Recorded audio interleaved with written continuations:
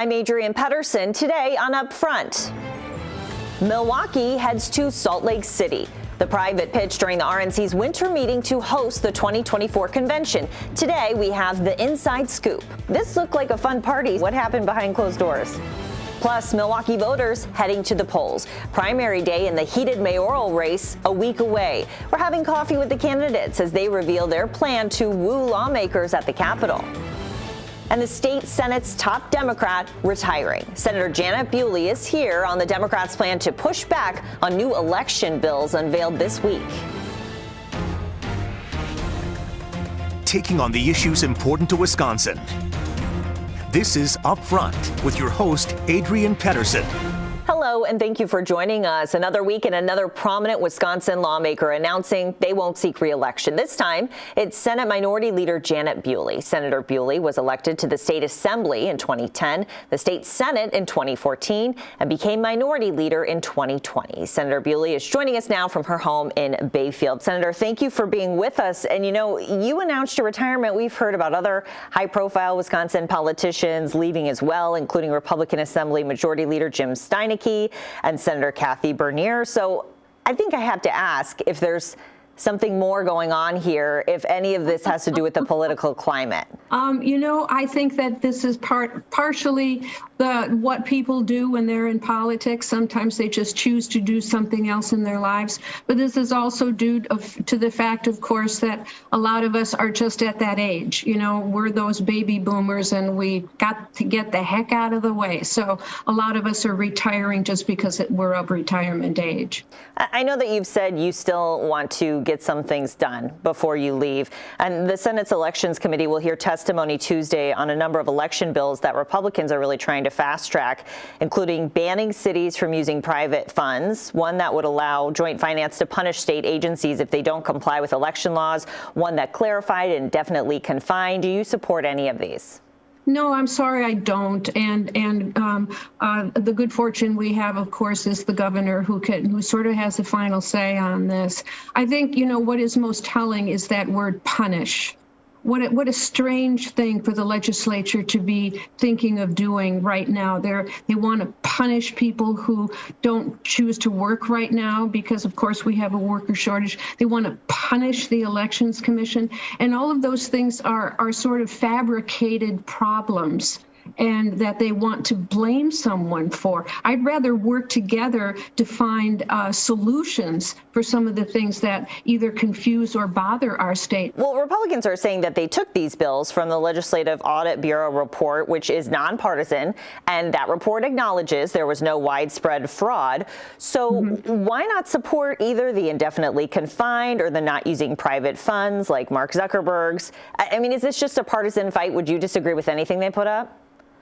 Some of them are pointing towards some things that would perhaps be improved by passing laws, but they're going in a rather broad and too general a direction with the intent of limiting the amount of people who can vote and casting again the damaging feeling that there's something wrong happening here, that there's some sort of plot, which is the furthest thing from the truth.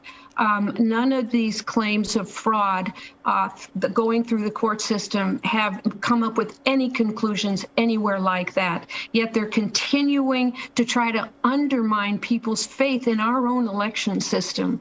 And when I see all of the town clerks and all of the good people who step up to help with the elections, I can't help but feel very, very badly for them. So you don't think there should be any changes whatsoever, any legislation? Oh, no, not at all. But certainly not these pieces of legislation. As I said, they just go too far and don't really intend to fix. They intend, again, to undermine people's faith in our election system. So what would you like to see? Well, there are some things that we have that would go along with how we can monitor ballot boxes. I think as we go towards new ways for people to vote, I think that that's a reasonable thing to look at. I think internally, some of the measurement techniques that the Audit Bureau saw could be improved are a very natural thing. But we don't need legislation to enact these suggestions that the Audit Bureau made. Those can all be accomplished by internal procedural changes. Several of your Democratic colleagues this past week asked that Bob Spindell be removed from the Wisconsin Elections Commission after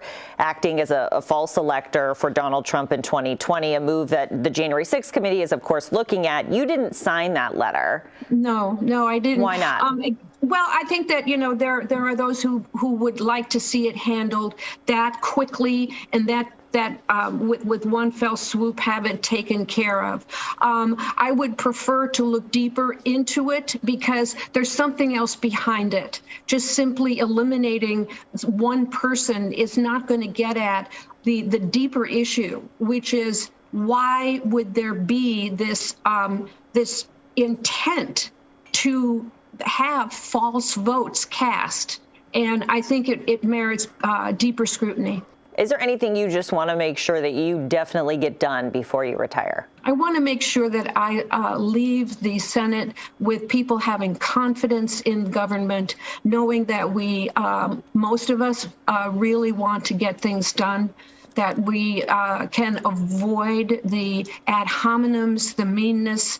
We really can return to good government that include, well, we have good government, please don't get me wrong, but we can return to a place where people can get along and get things done. This negativity, the attacks, is just getting in the way of doing the good work that we Democrats want to do for the people of Wisconsin. Okay, Senator, thank you for your time and congratulations on your retirement. Thank you very much. It was good to be with you. Our editorial partner, WisPolitics.com, says the senator is one of 3 state senators who have announced they won't seek re-election, alongside 8 members of the assembly who are either retiring or seeking another office. Coming up, Milwaukee's mayoral primary is heating up. A new mayor for the first time in nearly 2 decades. Matt talks with the candidates and asks how they'll convince state lawmakers to buy in.